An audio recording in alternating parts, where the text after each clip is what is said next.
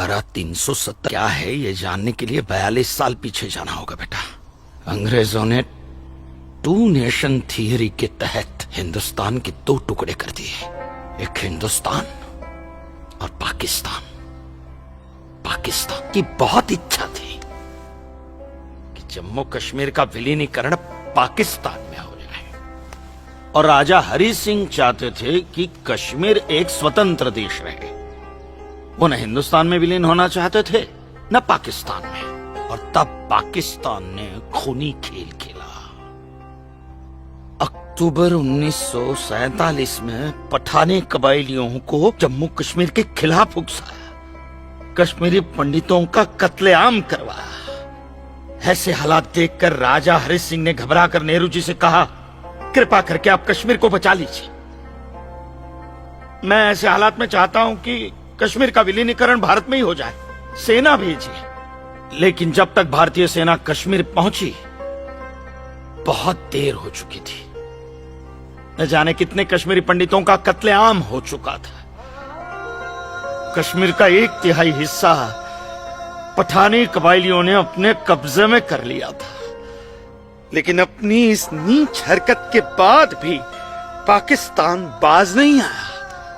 पठानी कबायलियों और भारतीय सेना के बीच युद्ध जारी रखा पाकिस्तान ने। संयुक्त राष्ट्र सुरक्षा परिषद के 3 सदस्य आयोग की रिपोर्ट पर 13 अगस्त 1948 को पठानी कबायलियों और भारतीय सेना के बीच युद्ध विराम घोषित हुआ, और यह तय किया गया कि कश्मीर समस्या का हल जनमत के आधार पर ही होगा। सितंबर 1951 में मताधिकार के बाद एक बार फिर जम्मू कश्मीर के भारत में विलय की पुष्टि की गई, मगर इसी दौरान शेख अब्दुल्ला ने अपने हाथों से धारा 370 का ड्राफ्ट तैयार किया और नेहरू जी को सौंपा।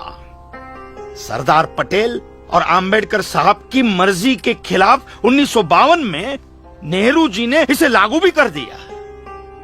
इसी धारा 370 की वजह से नेहरू जी ने कश्मीर को एक ऐसा विशेष दर्जा दे दिया जिसमें जम्मू कश्मीर राज्य ने हिंदुस्तान से अपना एक अलग संविधान स्थापित कर लिया।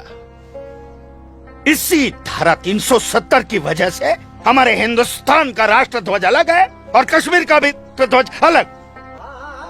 इसी धारा 370 की वजह से कश्मीर की कोई भी महिला यदि भारत के किसी भी अन्य राज्य के नागरिक के साथ शादी करती है तो उस महिला की नागरिकता समाप्त हो जाती है। लेकिन यदि वो महिला अगर किसी पाकिस्तानी नागरिक के साथ शादी करती है तो पाकिस्तानी नागरिक कश्मीर का नागरिक हो जाता है, हिंदुस्तान का नागरिक हो जाता है। इसी धारा 370 की वजह से भारत के किसी भी अन्य राज्य का नागरिक जम्मू कश्मीर में जमीन खरीद नहीं सकता, व्यापार नहीं कर सकता।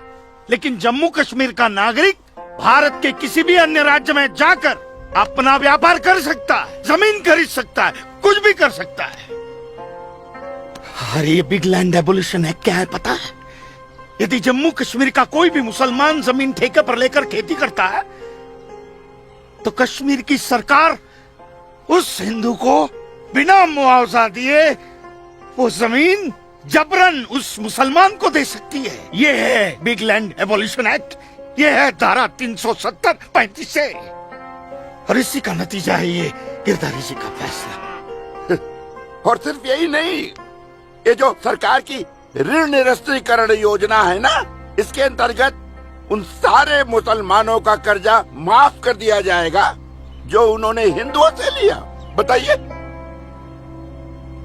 सरकारी नौकरियों में